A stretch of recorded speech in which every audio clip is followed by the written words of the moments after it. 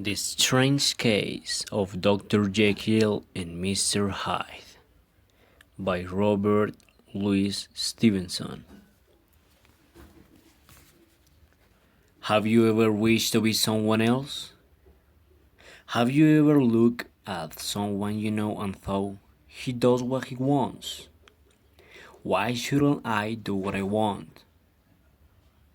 And have you then thought that if you look like someone else, only for one day, you will be free to do anything you wanted?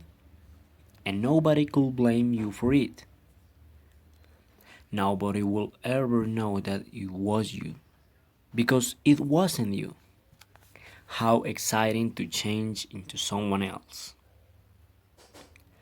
Just for a day, or perhaps from time to time, not too often.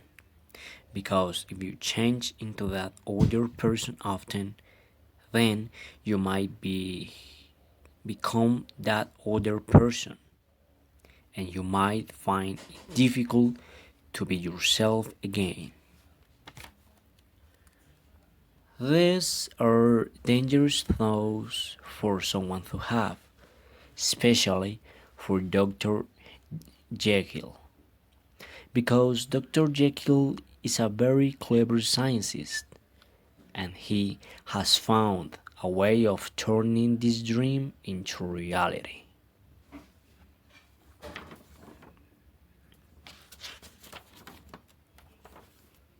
First, the mysterious door. Mr. Hutterson the lawyer was a quiet, serious man. He was shy with strangers and afraid of showing his feelings.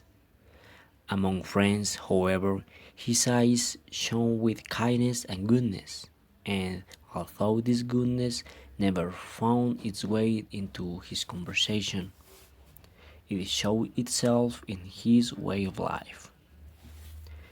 He did not allow himself many enjoyable things in life. He ate and drank simply, and although he enjoyed the theatre, he had not been to a play for 20 years. However, he was gentler towards other men's weaknesses and always ready to help rather than blame them.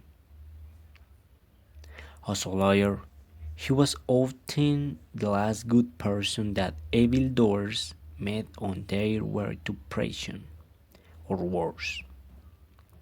These people often carried within memories of his boldness and fairness. Mr. Hutterson's best friend was a distant cousin called Richard Enfield, who was well known as a fun-loving man about town. Nobody could understand why they were friends, as they were different from each other in every way. They often took long walks together, however, marching through the streets of London in companionable silence. One of these walks used to take them down a narrow side street in a busy part of London. It was a clean, busy, friendly street with bright little shops and shiny door knockers. Near the end of this street, however, stood a dark, mysterious, windowless building. The door had neither bar nor knocker and looked dusty and uncared for. There children played freely on their step, and nobody ever opened the door to drive them away. One day, as Mr. Enfield and his friend passed the building, Mr. Enfield pointed to it. "Have you ever noticed that place?" he asked. "It reminds me of a very strange story." "Really?" said Mr. Hutterson. "Tell me." "Well," began Enfield, "I was coming home about 3 o'clock on a black winter morning, when suddenly I saw two people. The first was a short man who was walking along the street, and the second was a little girl who was running as fast as she could. Well, the two bumped into each other and the child fell down. Then a terrible thing happened. The man calmly walked all over the child's body with his heavy boots and left her screaming on the ground. It was an inhuman thing to do. I ran after the man, caught him, and fetched him back. There was already a small crowd around the screaming child.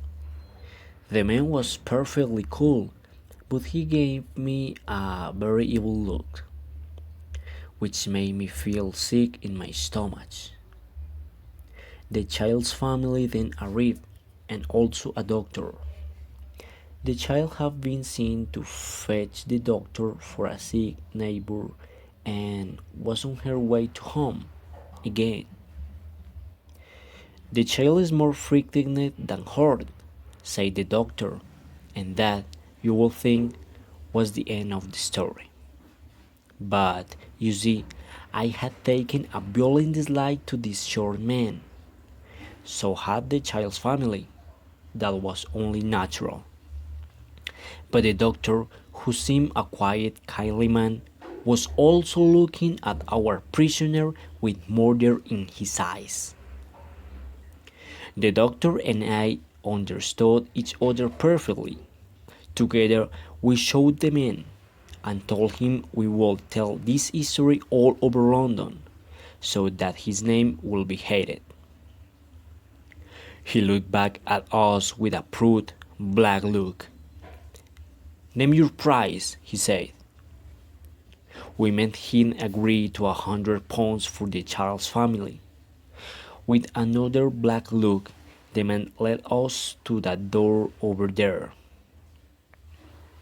He took out a key and let himself into the building. Presently, he came out and handed us £10 in a gold and a cheque for £19 from Coutts Bank. The name on the cheque was a well-known one. "See here," said the doctor doubtfully. "It isn't usual for a man to walk into an empty house at 4 in the morning and come out with another man's cheque for nearly £100. "Don't worry," said the man with that ugly look.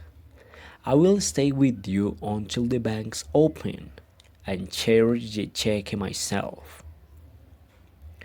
So we all went off, the doctor and the prisoner and myself, and spent the rest of the night at my house.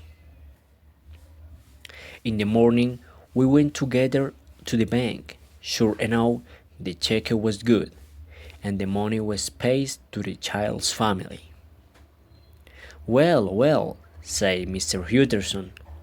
"Yes," said Enfield, "it is a strange story. My prisoner was really a hard, cruel man, but the man whose name was on the cheque was a well-known all over London for his kind and generous acts. Why would a man like that give his cheque to a criminal?"